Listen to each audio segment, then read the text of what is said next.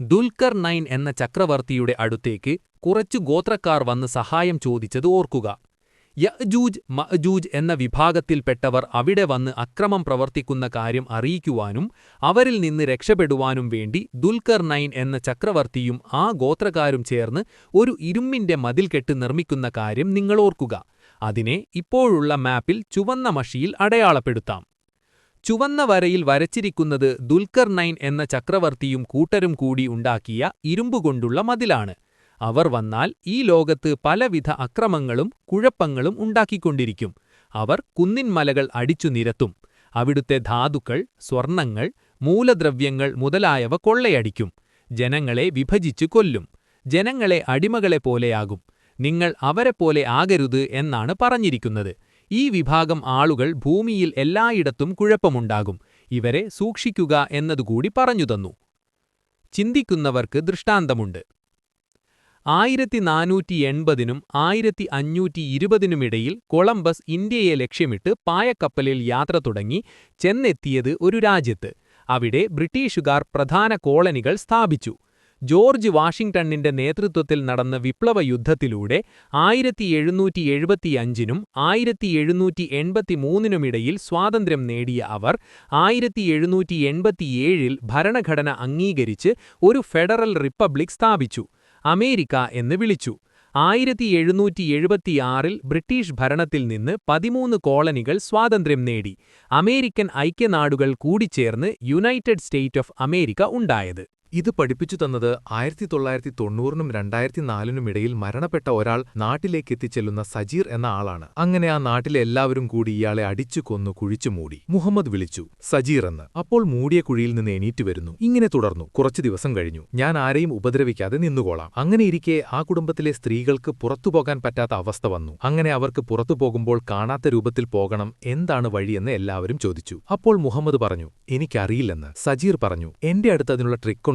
അതുമാത്രമല്ല കുറെ ട്രിക്കുണ്ട്. ഞാൻ മുഹമ്മദിന് പഠിപ്പിച്ചു കൊടുക്കാം. ഇത് കേട്ട് അവിടെ ഉണ്ടായിരുന്ന പോറ്റുമ്മ മുഹമ്മദിനോട്, ഞങ്ങൾക്ക് ഇസ്ലാം മതവും റസൂലും ഹദീസും അല്ലാഹുവുമുണ്ട്. ഞങ്ങൾക്കത് മാത്രം മതി. ഞങ്ങൾക്കിത് ആവശ്യമില്ല എന്ന് പറയാൻ പറഞ്ഞു. മുഹമ്മദ് അങ്ങനെ തന്നെ പറഞ്ഞു. പിന്നെയും ചോദിച്ചു സജീർ. അപ്പോൾ മുഹമ്മദ് പറഞ്ഞു, എനിക്ക് മുഹമ്മദ് മുസ്തഫ സല്ലല്ലാഹു അലൈഹി വസല്ലം കാണിച്ചു തന്ന മാർഗവും വഴിയുമുണ്ട്, ഇസ്ലാം. അതെനിക്ക് മതി. ഇതെനിക്ക് പഠിക്കേണ്ട ആവശ്യമില്ല. നിങ്ങൾ നിങ്ങളുടെ ആളുകളെ കൂടാൻ വേണ്ടി നിങ്ങളുടെ ആളുകളെ പഠിപ്പിച്ചു കൊടുക്ക്. അത് തെറ്റായി ഉപയോഗിക്കുന്ന പക്ഷം നിങ്ങളുടെ കാര്യത്തിൽ ഒരു തീരുമാനം അല്ലാഹുവിന്റെ പക്കൽ നിന്നുമുണ്ടാവും. ഇൻഷാ അല്ലാഹ്. അങ്ങനെ ഒരു കുടുംബം മൊത്തം അത് പഠിച്ചു, മുഹമ്മദ് ഒഴികെ. ഇത് കേട്ട റംഷാദ് എന്ന പേരിൽ ജീവിക്കുന്ന ദജ്ജാൽ ഹഫ്സീർ ഇത് കേട്ടതും അവൻ മുഹമ്മദിന്റെ രൂപത്തിൽ പോയി സജീറിനോട് ചോദിച്ച് ഭീഷണിപ്പെടുത്തി പഠിക്കുന്നു. അങ്ങനെ തൈലക്കണ്ടി കുടുംബത്തിലെ എല്ലാവരെയും പഠിപ്പിച്ചു കൊടുക്കുന്നു. ഇതെങ്ങനെയാണ് പ്രയോഗിക്കുന്നത് എന്ന് നോക്കാം. ഒരു ഗ്ലാസ് വെള്ളം, അതിൽ മന്ത്രിച്ചൂതി അത് കുടിപ്പിക്കുന്നു. കുടിച്ചയാൾക്ക് അവിടെയുള്ള എല്ലാവരെയും കാണാൻ കഴിയില്ല. കുറച്ച് ആൾക്കാരെ മാത്രം കാണാനാവും. ഈ വെള്ളം കൊടുത്തയാൾ പറയും, അവർ വേറെ ആരുടെ കൂടെ പോയി എന്ന്. പക്ഷേ അവർ അവിടെ തന്നെ ഉണ്ടാകും. ഈ വെള്ളം കൊടുത്തയാൾക്ക് നാശം തന്നെ. ദജ്ജാലിന്റെ അനുയായി തന്നെ, തീർച്ച. അതിൽ നിന്ന് തിരിച്ചു വരാൻ പ്ലേറ്റെടുത്ത് തയ്യക്കിട്ടാൽ ആ ശബ്ദത്തിനു ശേഷം ആ കാണാത്തവരെ ആ വെള്ളം കുടിച്ചയാൾക്ക് കാണാൻ കഴിയും. നിങ്ങളെത്ര കുതന്ത്രം പയറ്റുന്നവരുമായിക്കൊള്ളട്ടെ, നിങ്ങളെക്കാളും തന്ത്രം മേനയുന്നവൻ അല്ലാഹുവാണ് എന്ന് നിങ്ങൾ ഓർക്കുക. ഇസ്ലാം മതവിശ്വാസികളായ നിങ്ങളും ഇവരെപ്പോലെ ആകരുതേ. ഇത് നരകത്തിലേക്കുള്ള പാതയാണ്. ഇത് കൂട്ടമായി ആൾക്കാർ കാണാതാകുന്ന വിധം ഞാൻ നിങ്ങൾക്ക് പറഞ്ഞുതരാം. അവരെല്ലാവരും ഒരുമിച്ച് കൈയോട് കൈപിടിച്ച് ഒരു പ്രാർത്ഥന ചൊല്ലും. ചൊല്ലുമ്പോൾ വട്ടത്തിൽ കൈപിടിച്ച് കളിക്കുന്നതുപോലെ ആയിരിക്കും. അതിനിടയിൽ ഇരുത്തവും നിക്കലുമുണ്ടാകും. ആ പ്രാർത്ഥന ചൊല്ലിക്കഴിഞ്ഞ ഉടനെ പ്ലേറ്റ് കൊണ്ടടിക്കും. അതിനുശേഷം ആ കൂട്ടമാളുകളെ കാണാതാകുന്നു. തീർച്ചയായും ഇവരും ദജ്ജാലിന്റെ ആളുകൾ തന്നെ. ഇവർക്കും നരകം ശാശ്വതമായി കിട്ടുന്നവരിൽപ്പെട്ടവർ തന്നെ. അങ്ങനെ ഇവർ ഒരു സ്ഥലത്തു നിന്ന് മറ്റൊരു സ്ഥലത്തേക്ക് യാത്ര പോകുന്നതെങ്ങനെയെന്ന് നോക്കാം.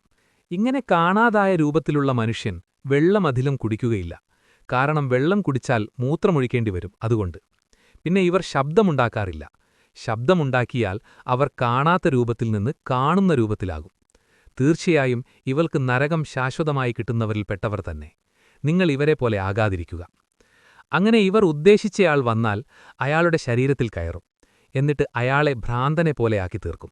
ഒന്നിൽ മുടുസൂചി കൊണ്ട് കുത്തിയും വേറെ രീതിയിലും.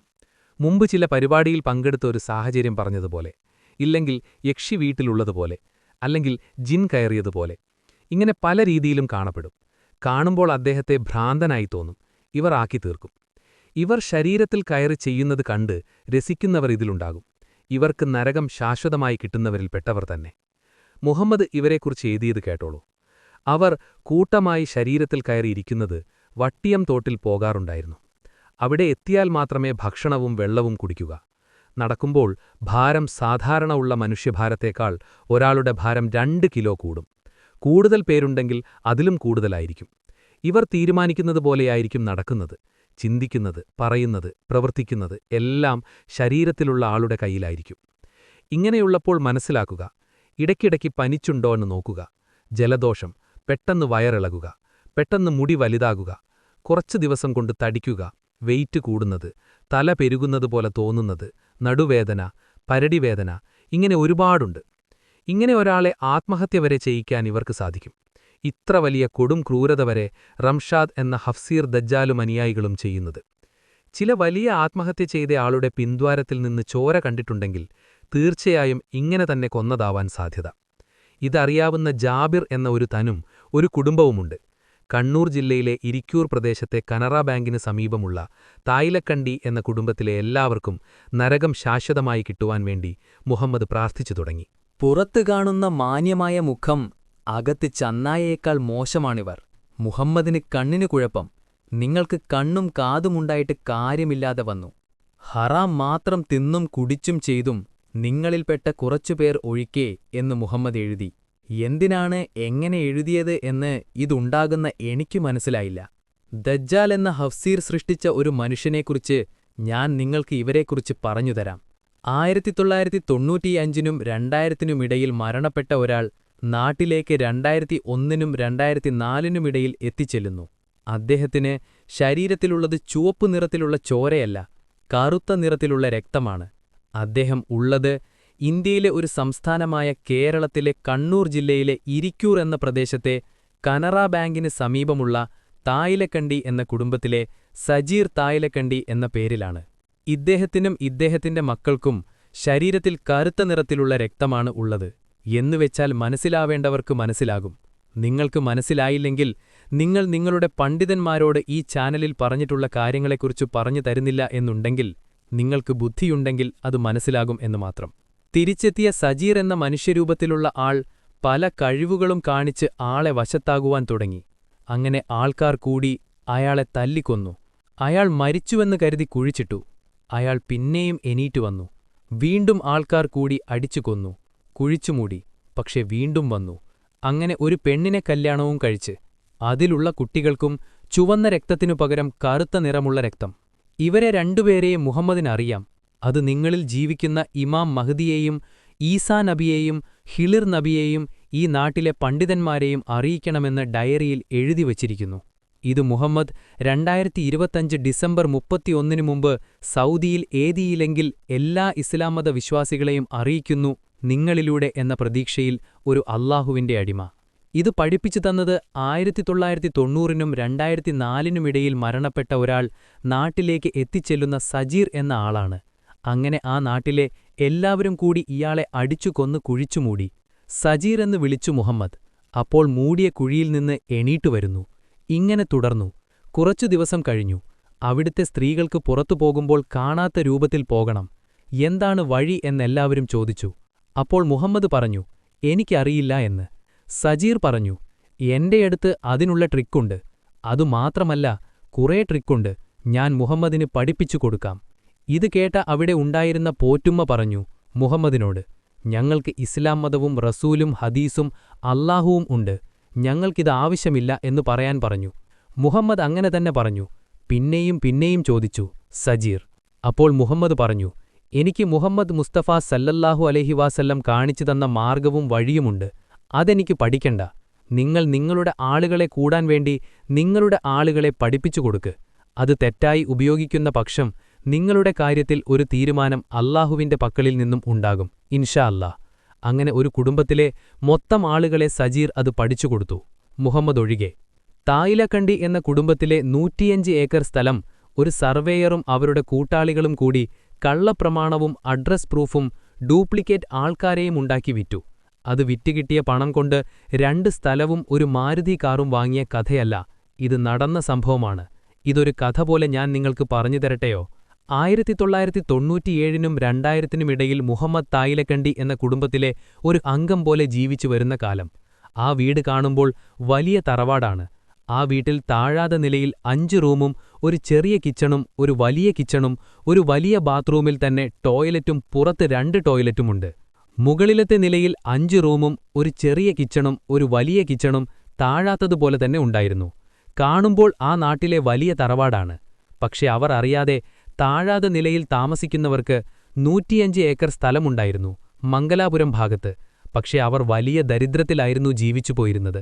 ആ വീട്ടിൽ കരണ്ട് പോലുമില്ലാത്ത സ്ഥലത്താണ് മുഹമ്മദ് ചെന്നെത്തിപ്പെട്ടത്. മഴയിൽ വീട് ചിലപ്പോൾ ചുവന്നൊലിക്കും. പക്ഷെ എന്തു ചെയ്യാൻ? ഈ ദരിദ്രത്തിൽ രക്ഷപ്പെടാൻ വേണ്ടിയായിരുന്നു ദജ്ജാൽ എന്ന ഹഫ്സീർ എന്നവൻ സലാഖാന്റെ മകൻ റംഷാദായത്.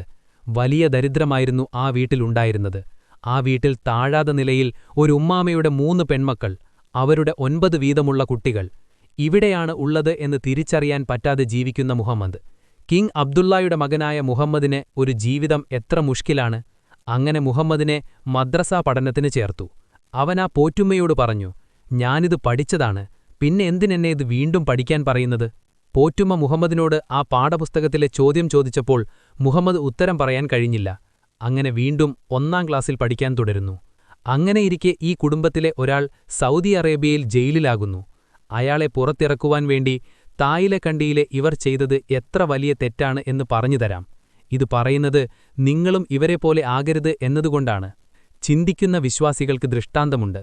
അങ്ങനെയിരിക്കെ ജയിലിലായ അയാളെ പുറത്തിറക്കുവാൻ വേണ്ടി തായിലക്കണ്ടിയിലെ ഇവർ ചെയ്തത് മുഹമ്മദിനെ ജീപ്പിൽ കൂടിക്കൊണ്ടുപോയി തലശ്ശേരിയിൽ വാജി ക്വാർട്ടേഴ്സിൽ. ആ ക്വാർട്ടേഴ്സിന്റെ അടുത്തുകൂടി ട്രെയിൻ പോകുന്നത് റെയിൽവേ പാതയുണ്ടായിരുന്നു. ഈ കുടുംബത്തിലെ ചിലർ അവിടെ താമസക്കാരാണ്. അവിടെ എത്തിച്ച മുഹമ്മദിനെ കണ്ണുകെട്ടി മർദ്ദവശനാക്കി. മൂർച്ചയുള്ള കത്തി ചങ്കിൽ വെച്ച് പേടിപ്പിച്ചു. അത് വീഡിയോ എടുത്ത് സൗദിയിലെത്തിച്ച് അവിടെയുള്ള കിങ് അബ്ദുള്ളയുടെ അടുത്ത് ഭീഷണിപ്പെടുത്തി വെച്ചിട്ടാണുള്ളത്.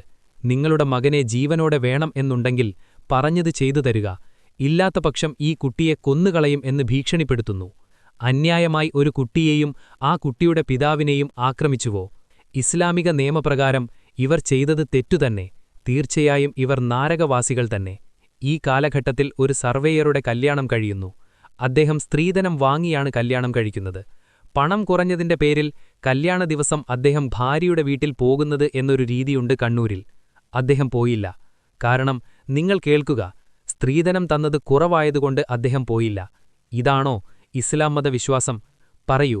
100ാം വാർഷികം ആഘോഷിക്കുന്നവരും ആഘോഷിക്കാത്തവരും നിങ്ങൾക്ക് ഇസ്ലാം മതം പഠിപ്പിച്ചു തന്നത് എവിടെ പോയി? തീർച്ചയായും ഈ നാട്ടിലെ മുസ്ലിം വിഭാഗത്തിൽപ്പെട്ട എല്ലാവരും ഇതുപോലുള്ള കാര്യങ്ങളിൽ തെറ്റുകാരാണ്.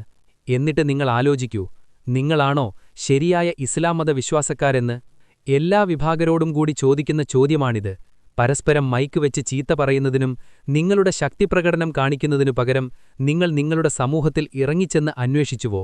നിങ്ങൾ അവരുടെ സുഖദുഃഖങ്ങൾ അന്വേഷിക്കാതെ മനസ്സിലാകാതെ ഹറാമുകളിൽ നിന്നുണ്ടാക്കിയ പണം കൊണ്ട് പള്ളികൾ കെട്ടിപ്പൊക്കിയതുകൊണ്ട് എന്തു കാര്യം? അദ്ദേഹം വിവാഹമാണോ കഴിച്ചത്? അല്ല വാങ്ങൽ കൊടുക്കലാണോ നടന്നത്? അങ്ങനെ മാസങ്ങൾ കഴിഞ്ഞു. അദ്ദേഹം വലിക്കുന്ന ആളായിരുന്നു. അദ്ദേഹത്തിന് കുട്ടിയുണ്ടായി. അത് മരണപ്പെട്ടുപോയി. അങ്ങനെ 3 കുഞ്ഞുങ്ങൾ ഇതുപോലെ മരണപ്പെടുന്നു. അതിനിടയിൽ കുട്ടിയെ മാറ്റിക്കിടക്കാൻ വേണ്ടി മുഹമ്മദിനെ ആക്രമിച്ച നേഴ്സിന്റെ അടുത്ത് ചെന്നു നോക്കി. അവിടെ ഉണ്ടായിരുന്ന ഡോക്ടർ അതപ്പോഴാണറിയുന്നത് ഇങ്ങനെ കുട്ടിയെ മാറ്റുന്ന വിവരം. അങ്ങനെ നേഴ്സ് അവിടെ നിന്ന് അവരെ മടക്കുന്നു. നേഴ്സിനെ ആ ഹോസ്പിറ്റലിൽ നിന്ന് പുറത്താക്കുന്നു.